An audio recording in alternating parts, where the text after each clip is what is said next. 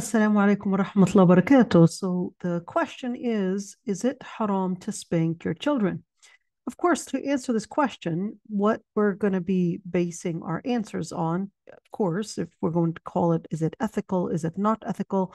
What we base it on is really going back to the Quran and Sunnah.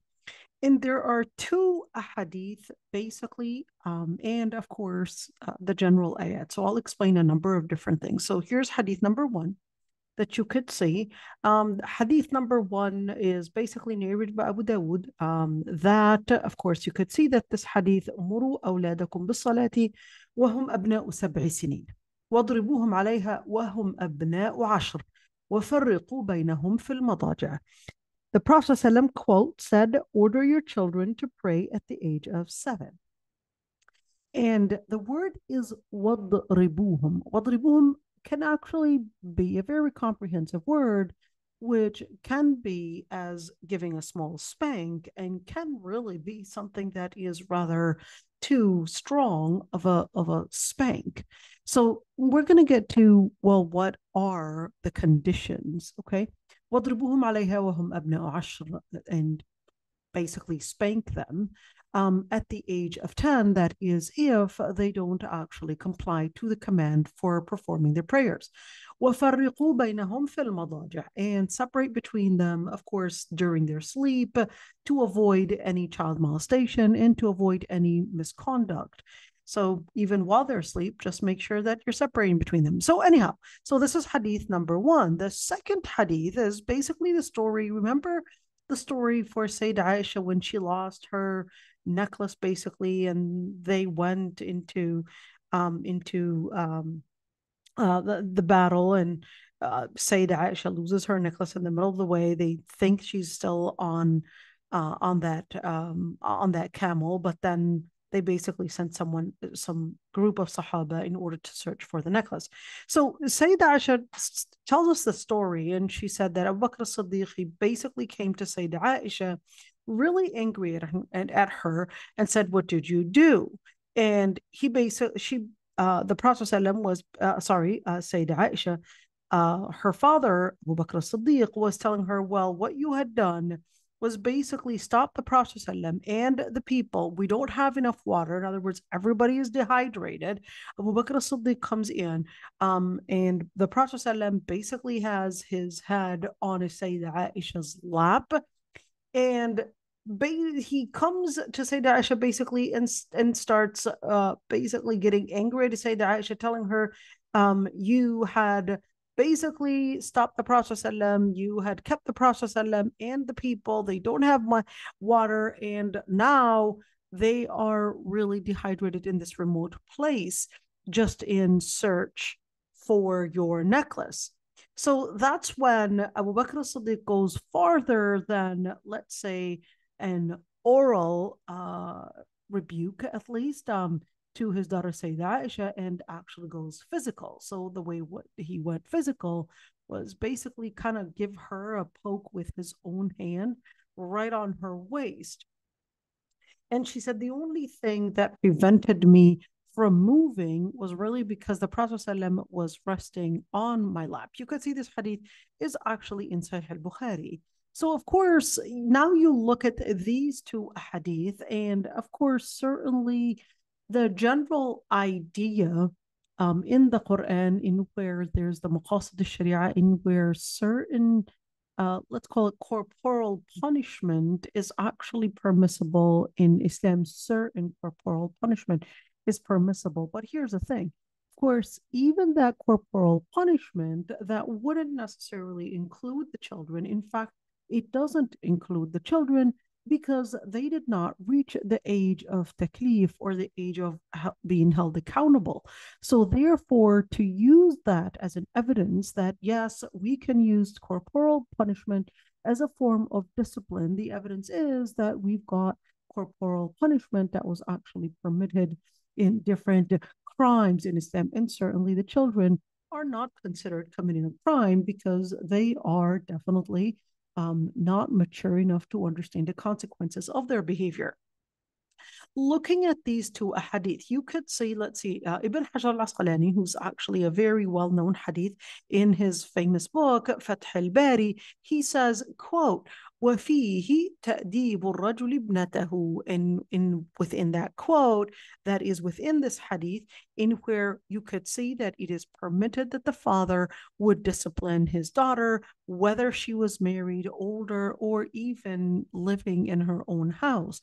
So of course, this is basically not just a man with his daughter, but because the relationship, of course, within this hadith was Sayyidah Aisha along with her father. So he basically wanted to say that this is what we learn, because the Prophet ﷺ didn't tell him to stop. He certainly knew that her father was poking her, in other words, inflicting pain on her, but the Prophet ﷺ didn't say anything to stop him. Let's see another scholar, and he basically, al-Hafidh al-Iraqi basically says, فيه تأديب الرجل ولده بالقول والفعل والضرب وإن كان بالغا أو امرأة كبيرة متزوجة. I want to look at this quote in where he says what we get from this hadith right there, since it's authentic. He says what we get out of it is that it actually permits that the father, or at least the man, would discipline their children orally, in action, or even as far as physical spanking, even if that person, that is their son or daughter, had actually reached the age of puberty, and even if she was, that is the woman, was actually married.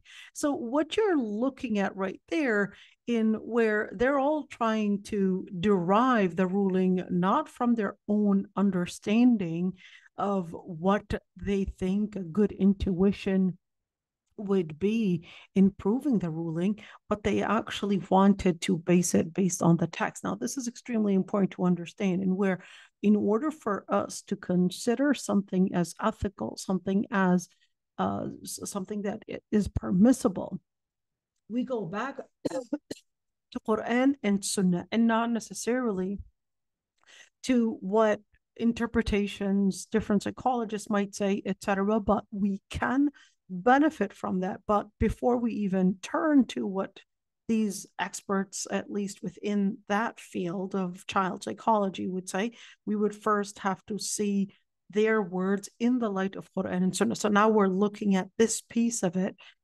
in the light of first in Sunnah.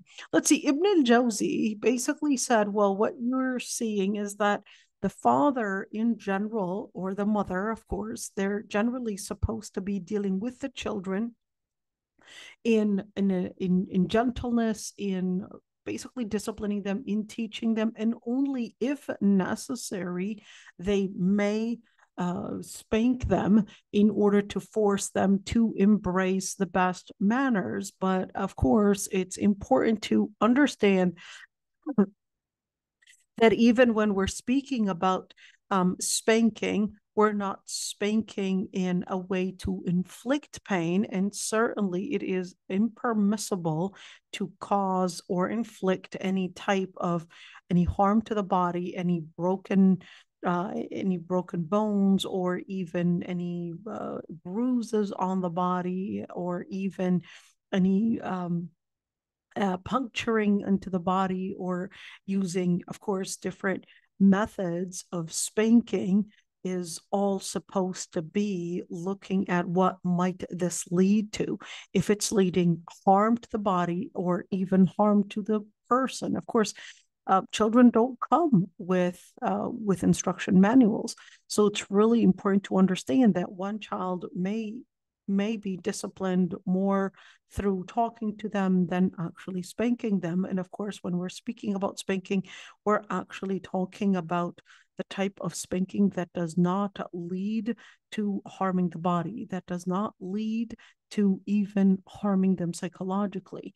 So this is important to keep in mind. So using words like you're a failure, or perhaps even words that you're just harming the person, just putting them down, then in that situation, that would not be permissible. When you look at the way the Prophet ﷺ had disciplined whether children or even or even adults, he was always giving in this hope, in where he would tell Umar ibn al-Khattab, you would be a great man if only you had prayed Qiyam al-Layl, where this man comes to the Prophet ﷺ and he says, well, can you give me the permission to commit zina?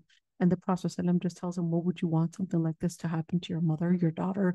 And then eventually the Prophet ﷺ makes dua for him. So you could see, those different instances in where there was some, let's call it transgression, at least, even in the approach. But then the Prophet ﷺ did nothing but bring about a discipline in where he reached out to the heart. Same thing. And when we're looking at the man that is Arabi, he comes into the masjid, urinates into the masjid. Imagine that. And after urinating in the masjid, the Sahaba basically scurry to him, trying to stop him. But then the Prophet ﷺ just said, well, let him continue and just bring about a bucket of water, basically, and just let it get purified right there. And then this Sahabi, this Arabi, basically says, Ya Allah, let me and Muhammad enter Jannah and no one else enter with us. So you could see that, of course, the main reason, at least the main object for spanking the children in case there is a necessity is, number one, to basically discipline the children. So this is not whatsoever to somehow enforce a control or any of that sort. And of course, the one that would be permitted to spank is basically the father or the teacher, if the father and the parents had given the consent that the teacher would actually spank. The other part is that from one child to another, basically they would vary in their level of understanding, in their level of ability to learn, etc. And it's really important to understand that the person that you're going to be spanking, of course, is basically the child that understands the consequence. You don't want to spank a 1-year-old or even a 2-year-old because they don't understand. You're just really creating a barrier between them and you without you realizing, especially that they're not able to communicate pain. They're not able to communicate what they don't understand. And therefore, you want to make sure that you build these avenues between you and them and not creating these barriers. Now, it's really important to also say that when we're speaking about spanking, using methods and using things like sticks or belts or etc., would only be at a level in where it cannot harm the body. And that's why you could see here Hashiyat ibn Abdin, who's a Hanafi scholar, he actually said it would be only permissible to spank with a hand, but not with a stick. And it would not be permissible to spank beyond 3 times. All right. So this is, just keep that in mind. So in other words, he's basically saying that if using a stick or using, of course, anything that would inflict more pain is not permissible, then in that situation, of course, using a belt or who knows, using a pan or whatever it is would then definitely not be permissible. All right. So I just want you to look at that one. In where other things is that you want to avoid the head. You want to avoid definitely the face, definitely avoid the stomach and also the genitals. Just make sure that those areas, you recognize that they are very sensitive areas. You do not want to spank on those areas, and definitely avoiding spanking in general is definitely a better and a preferred method for disciplining the children. But in situations where you needed to spank as at least the last alternative or at least the last resort, then in that situation, you want to make sure that you're not harming the genitals, the face, the abdomen, the head, and you want to make sure that you're not using methods that will inflict pain, whether it's bleeding or whether it's puncturing, or whether it's bruising the body or cutting the body, or using, of course, methods of probably harming the body, in where you're probably banging the head against the wall and you're like, oh, I just used my hand. No, you use the wall, not the hand. So in that situation, that would simply be haram. And of course, Allah subhanahu wa ta'ala will hold the father accountable or the mother accountable. So it's really important to keep in mind that Islam does not permit harming the body, let alone harming the child's body who's actually not accountable. So I hope I answered the question. Assalamu alaikum.